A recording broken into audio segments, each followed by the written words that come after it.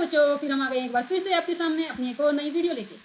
तो HCF LCM पहले कर चुके हैं, अब कॉम्पिटिटिव एग्जाम को देखते हुए हम करते हैं नए क्वेश्चंस। ठीक है, तो ये क्वेश्चंस ऐसे हैं जो कॉम्पिटिटिव एग्जाम में बहुत आते हैं। ठीक है, तो फर्स्ट क्वेश्चन क्या है हमारा 135।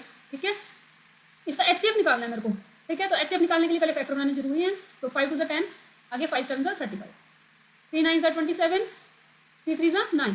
ओके, यानी कि 135 के मेरे पास क्या फैक्टर्स बने हैं, 135 के फैक्टर्स बने हैं 5 रेज टू पावर नहीं, 5 की कोई पावर नहीं है, 3 रेज टू पावर 3 है। ओके, अब 225 के फैक्टर्स बनाएंगे हम। 225 के फैक्टर्स क्या बनेंगे, क्योंकि एंड डिजिट 5 है, इसका तो पूरा नंबर 5 से डिवाइड हो जाएगा। तो 5 4 20, आगे बच्चे 2 5 5 25, 5 9 45। ओके, 9 पे भी चल सकता था, लेकिन 9 प्राइम नंबर नहीं है ना, इसलिए मैंने 9 पे नहीं चलाया। तो 3 1 3। यहाँ पे 225 के क्या फैक्टर्स बने हैं मेरे पास, 5 कितने टाइम्स आया, 2 टाइम्स, यानी कि 5 रेज टू पावर 2 हो गई। 3 कितने टाइम्स आया, 2 टाइम्स, तो यहाँ 3 की पावर 2। ठीक है, तो HCF क्या आएगा, HCF का मतलब होता है वो नंबर जो कॉमन होता है दोनों में। तो 5 भी है दोनों में, 3 भी है कॉमन, तो मैं दोनों पहले तो नंबर लिख देती हूँ। ठीक है, लेकिन मिनिमम पावर कौन सी है 5 की, 1। यहाँ पे मैं 5 की पावर 1 लिखूंगी, और इन दोनों में मिनिमम पावर है 2। ठीक है, कम से कम पावर देखते हैं ना। तो 5 इंटू 3 रेज टू पावर 2 क्या होता है, 9, यानी कि 5 इंटू 9 इज 45। तो फर्स्ट क्वेश्चन हो गया। सेकंड क्वेश्चन, हमारे पास 10 क्वेश्चन है, कोशिश करेंगे 10 के 10 क्वेश्चन 10 मिनट में ही हो जाए हमारे। ठीक है, सेकंड क्वेश्चन पे चलते हैं। If the HCF of 306 and this number is 9, then LCM is 306 और 657 का HCF उसने पहले से ही दे दिया है 9। ओके, तो यानी कि HCF मेरे को निकालने की जरूरत नहीं है, नंबर्स उसने मेरे को दे रखे हैं। तो मैंने एक फॉर्मूला बताया था आपको जब मैंने आपको ये वाला चैप्टर कराया था। तो HCF इंटू LCM किसके इक्वल होता है, first number into second number. ठीक है ना, ये हमने कराया था। तो ठीक है, HCF के नीचे HCF लिख देंगे। HCF है कितना, 9। LCM कितना है नहीं पता, तो LCM को LCM लिख देंगे। फर्स्ट नंबर कितना है मेरा 306, यहाँ 306 लिख देंगे। सेकंड नंबर क्या है मेरा 657।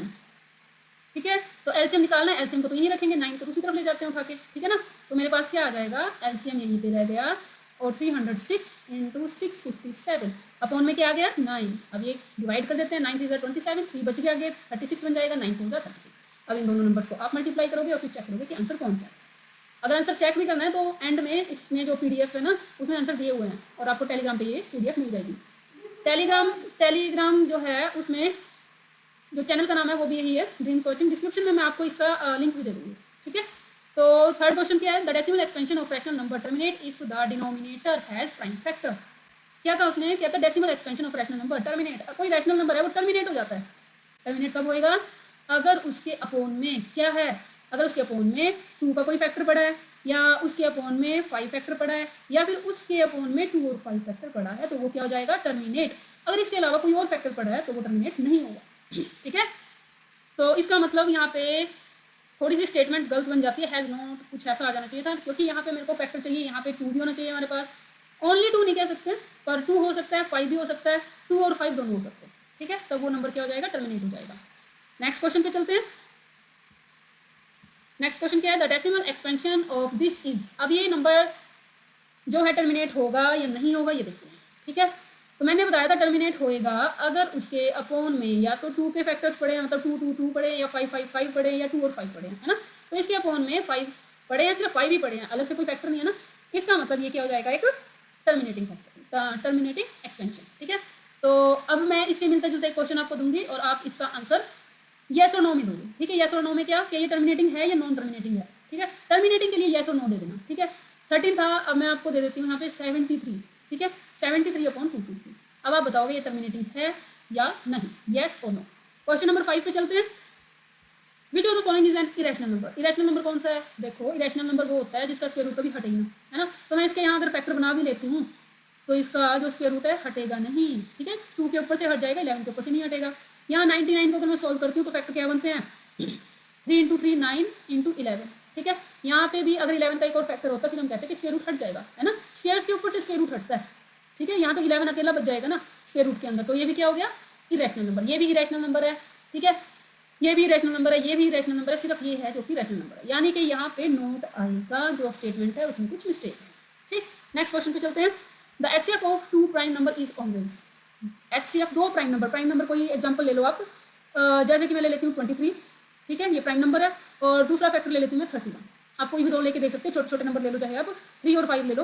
तो क्या इसमें कोई फैक्टर कॉमन आएगा, नहीं। 3 के फैक्टर क्या है, 3 इंटू 1, 5 के फैक्टर क्या है 5 इंटू 1, तो कॉमन क्या आया 1, ठीक है। इसी तरह 23 में 23 इंटू 1 31 इंटू 1, यानी कि हमेशा 1 तो कॉमन रहता ही है, ठीक है।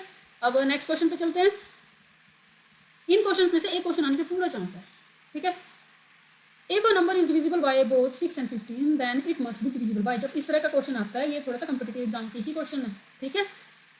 6 और 15 से अगर कोई नंबर डिविजिबल हो जाता है, इसका मतलब वो किस नंबर से पूरा पूरा डिवाइड हो जाएगा, ये बताओ। तो मैं यहाँ क्या करूँगी, इस तरह के क्वेश्चन में दोनों नंबर का एलसीएम निकाल लेते हैं, ठीक है।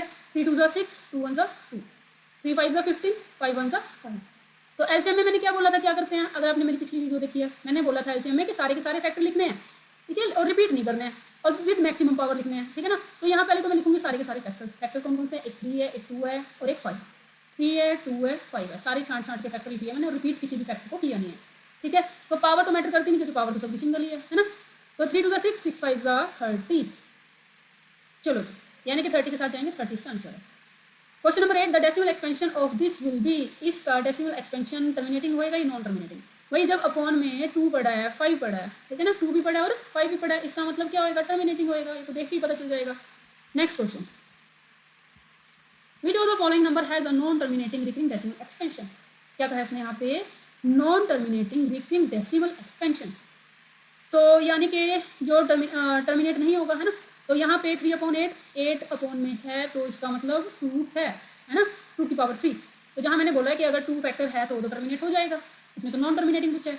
फिर अगला है 20, ठीक है। 20 का मतलब क्या हुआ, 2 इंटू 2 इंटू 5, तो यहाँ पे भी 2 फैक्टर भी है, 5 फैक्टर भी है, इसका मतलब ये भी टर्मिनेटिंग है, तो ये भी नॉन टर्मिनेटिंग नहीं हो सकता।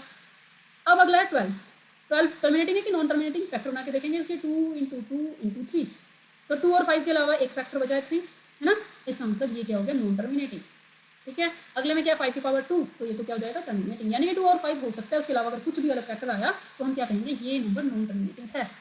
लास्ट क्वेश्चन के साथ जाएंगे, Euclid's division lemma is applicable for, तो यहाँ पे सीधा आपने ध्यान रखना है, ये पॉजिटिव इंटीजर्स के ऊपर एप्लीकेबल होता है। तो होपफुली आपको ये 10 क्वेश्चन जल्दी से समझ आ गए होंगे। कॉम्पिटेटिव एग्जाम की तैयारी ऐसे ही होती है कि क्वेश्चन जल्दी जल्दी से करने हमें आने चाहिए, क्वेश्चन देख के ही आंसर आना चाहिए, ठीक है। तो अगर आपको वीडियो अच्छी लगी है तो प्लीज़ लाइक शेयर सब्सक्राइब जरूर कर देना। Thank you so much.